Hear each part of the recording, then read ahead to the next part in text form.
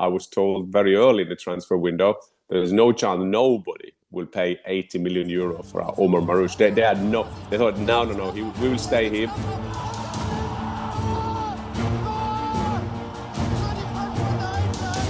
Hi and welcome to the Fußball channel. I'm your host Marcus Fjørtoft, and as always joined by co-host Jan Fjørtoft. And that it's a bit of an ambivalent day, perhaps a sad day, happy day in many ways, depending on how you see it. But Omar Marmoush has officially been confirmed as Manchester City player. 75 million euros plus potential add-ons will get that in the excess of 80 million euros. 75 million euros being about 67 million pounds. Immediate thoughts, reactions, and something you perhaps might want to address as well, I hear. Well, yes, there have been a lot of great Eintracht Frankfurt strikers. I won't mention all of them, but I can't go all the way that back. But yeah, I'm ambivalent to it because I love for any player to have the chance to play for Manchester City, to be a coach under Pep Guardiola. Having said that, when you have a look at the German Bundesliga table, you see that Eintracht Frankfurt, sorry, I'm a bit cold, will battle for the Champions League place, and losing Marmoush, it's hard for them, of course.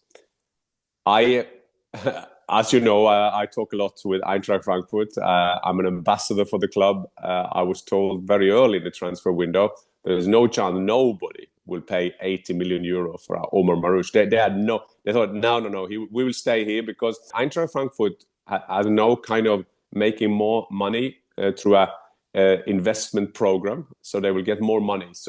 But they've always been a selling club, like most clubs in the world, when they get a great offer. So every player will have their price, so to say, and they've been fantastic doing that. Eintracht Frankfurt. We're talking about Muani, 95 million, Pacho, and both coming on free for 40, or Muani and Marmoush coming on free. Pacho, I said it right, it came for 10 million. They sold it for 45 to PSG. So every player will have their price. And Markus Krösche, the head of sport, and Axel Hellmann, the CEO, they are very realistic, two of the best in the business. And there was no chance that they thought nobody would pay 80. And as you were saying, they're ending up at 75 plus 5, and Manchester City did it.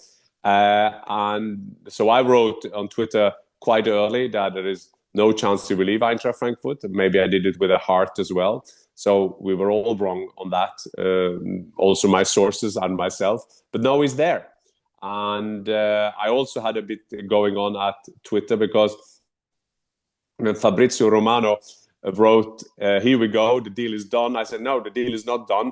And believe me, I was right. The deal was not 100% done. And then people say there was only details. Yes.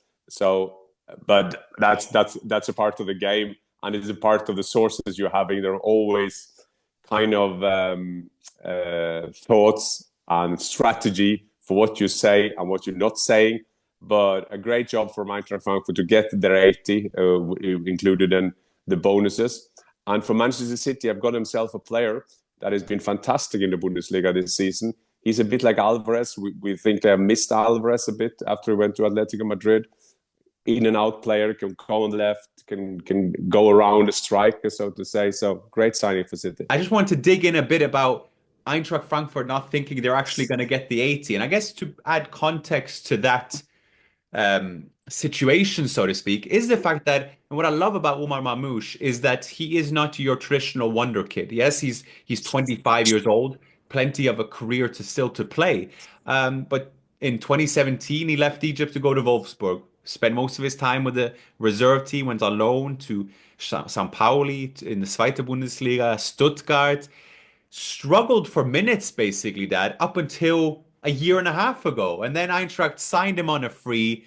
And since then, his development has been sensational. And I love that because it's someone like himself, obviously talented enough to get to Germany. But in terms of the traditional wonder kid tagline, he didn't fit that. And now here he is being signed by Manchester City for what is a sensational price. And we tend to go back to Kolo Muani, who they sold for 95 million euros. We have plenty of other strikers that Eintracht have done the same with. But is that part of sort of Eintracht Frankfurt not thinking they would get that sum?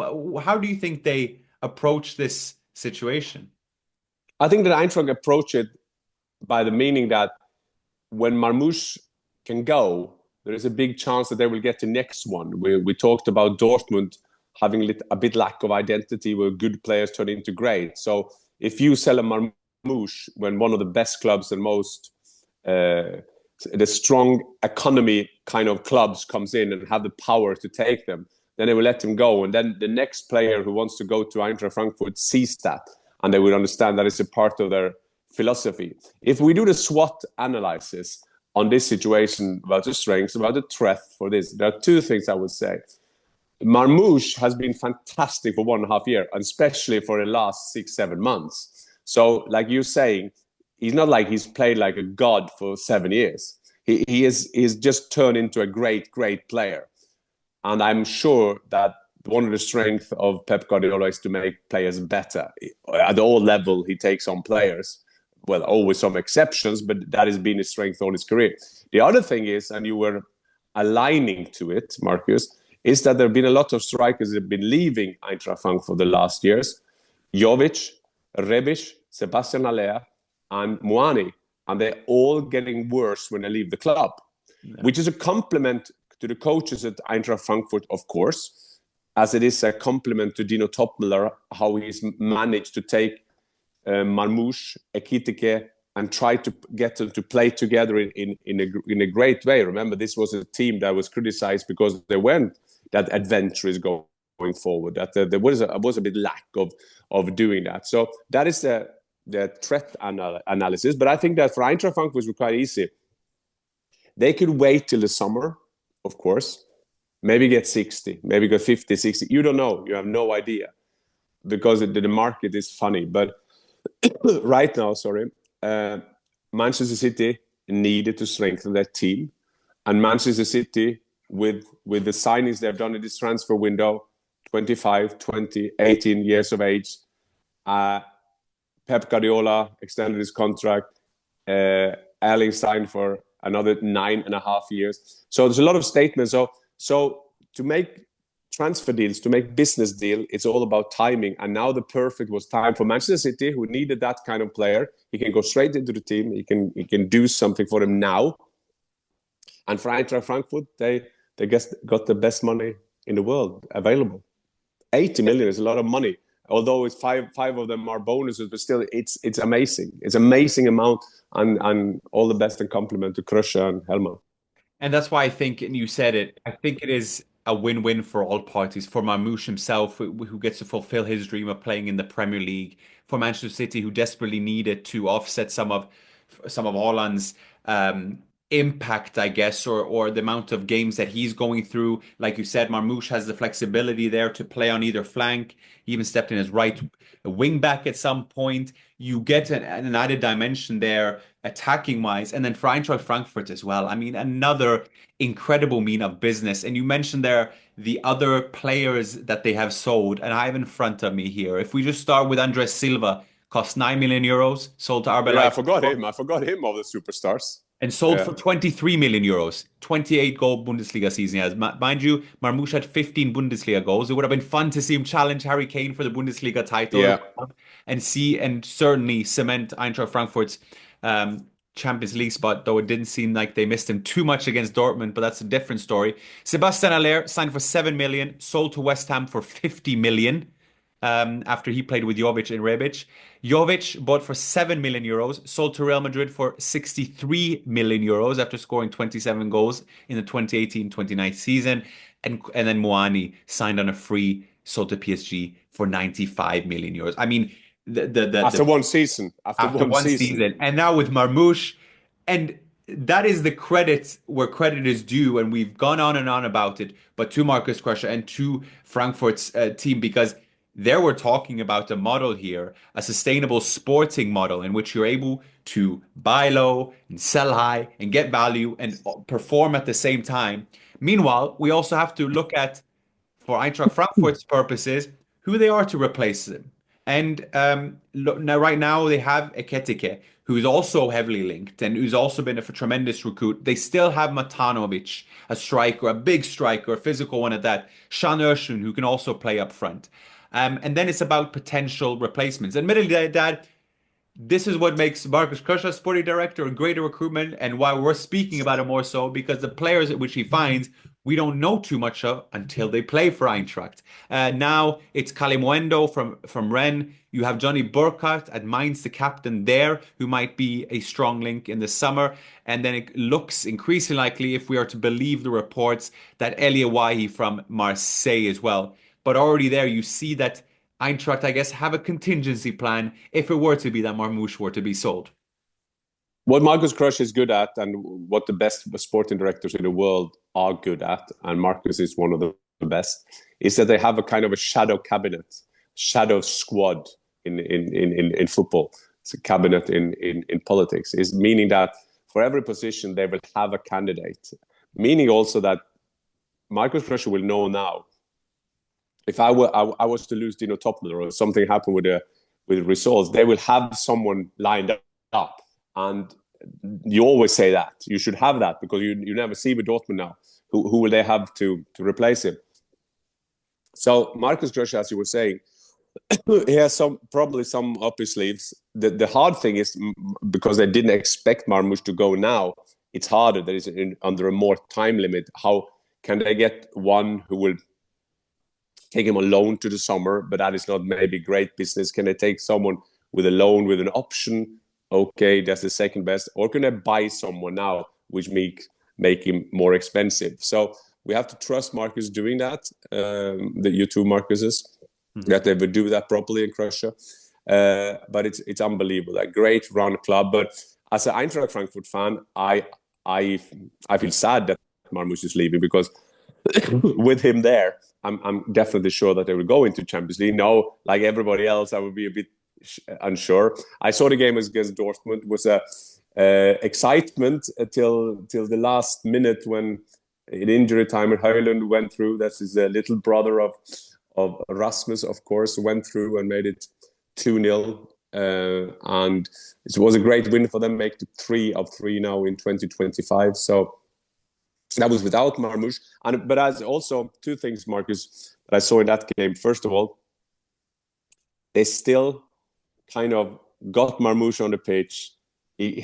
Although not everything was 100% ready, he got his farewell. You can see the players love him. He is in the dressing room a very valuable member. He is very liked by the players, the staff, the club, the fans, the environment of Frankfurt. So we will miss him big time. But we, of course, will wish him all the best at Manchester City. Via player reporter Jan Fjørtoft, look forward to interview him, and then we take it from there. Yeah, no, it'll be fun to see Marmoush playing for one of the very best clubs in the world and being a representative of a new generational shift, if you may, for City's purposes. You mentioned there, but they have Kusanov from Lens, and then you have Vitor Reis from Palmeiras. So Marmoush being part of that generational shift, who would have thought that a year and a half ago? It is tremendous to see development. And just lastly here, in terms of people that have found themselves new on the channel and whatnot, but what can Manchester City fans, what can the Premier League fans expect to see of Omar Marmoush heading to England and dazzling the audience? Well, dream comes true. It's like a Disney story for him. Come from nothing. It's now in Manchester City. He's one of those players, when he gets the ball, you know something will going to happen. He needs to adjust to Manchester City straight away. I think that is easier to adjust when you have a great team. You've seen Manchester City lately have found a bit form. We saw them against Ipswich. They were playing like they used to do. There were no heavy legs. They were running all over the pitch. They had enjoyment, and Marmoush is that. Marmoush is a guy that will enlighten the crowd. So I think everybody who play with him, and Erling Haaland who will play with Marmoush, he has also got a lot of assist in him. So I think Erling Haaland will look forward to play with this player as well. So Manchester City has done a great signing. And at the end, Marcus, I just want to apologize for my voice and for his hosting here, but I will come back stronger. And don't worry, for those who do listen to this, I have edited as many coughs as I can out of this as well. So that's also a little disclaimer. Exactly. I think with that, we save your voice. Thank you for the time as we see Marmoush depart Eintracht Frankfurt, depart the Bundesliga, on to new adventures in England, in Manchester, and Champions League football. Hopefully, see Eintracht Frankfurt there for next season. But for now, Dad, thank you very much, and auf Wiedersehen. Auf Wiedersehen.